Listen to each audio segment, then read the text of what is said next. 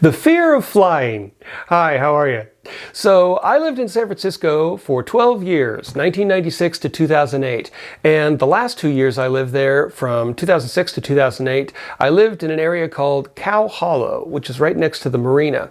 And I lived on Union Street, and about a week after I moved into that apartment in 2006, I woke up and suddenly there was a festival outside my window, outside my apartment. And there were tents. There was 7 blocks of tents full of crafts and people selling paintings, and there was food and barbecues and bands playing. It was just a party outside my apartment every June for 2 years. And it was just like, this is fantastic.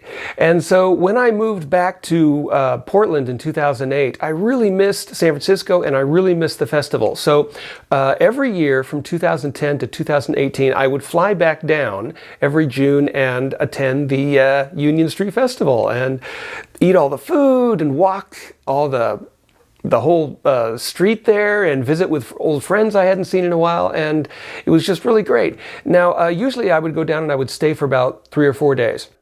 But in 2015, I guess I was really busy and I could only fly down for the day.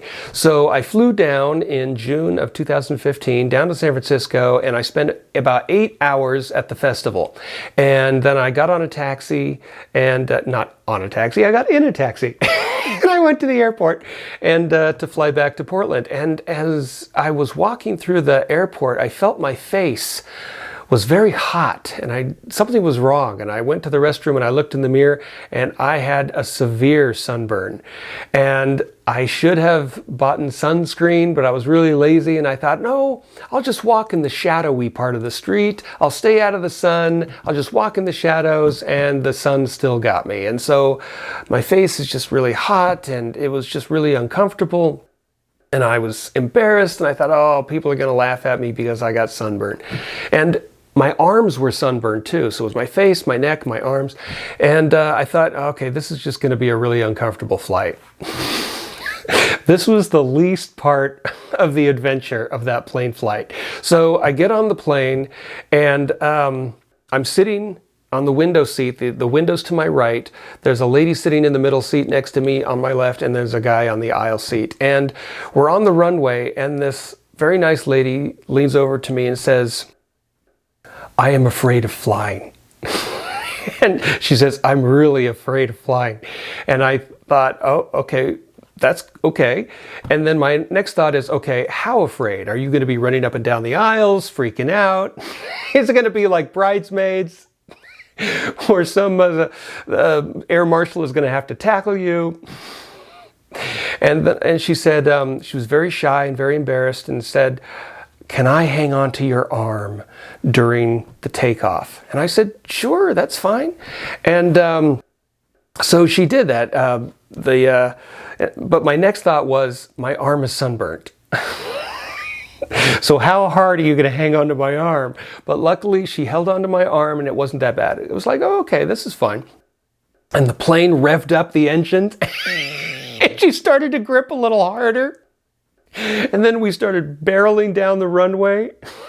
And her grip was like, it was becoming a clench. It was like an eagle grabbing a fish out of a lake.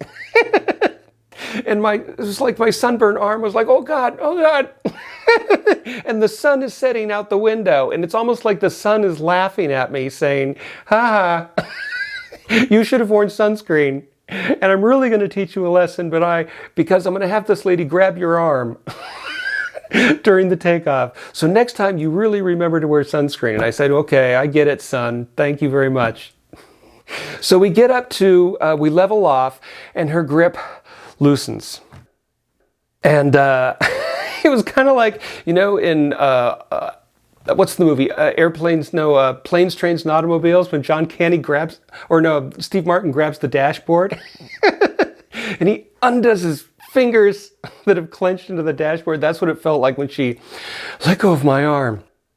And she said, "Thank you." And I said, it's fine. And my arm is throbbing.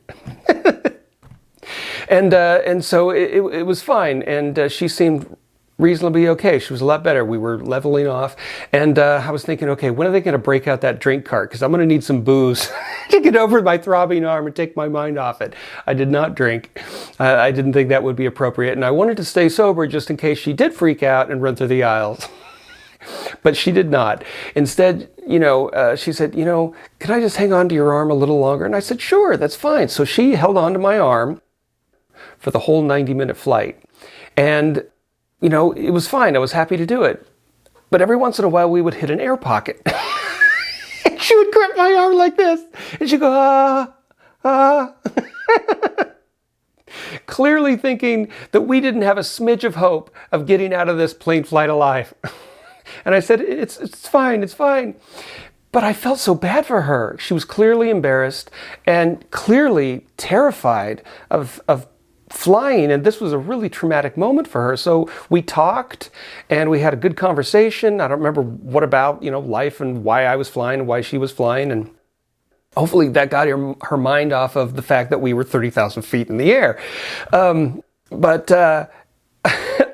I thought my sunburn would be the big trauma. And no, what she was going through was far worse. And I eventually realized that not only is this person really scared of flying, she is incredibly brave, because she was brave to buy the ticket. She was brave to choose to fly on the plane instead of taking a train.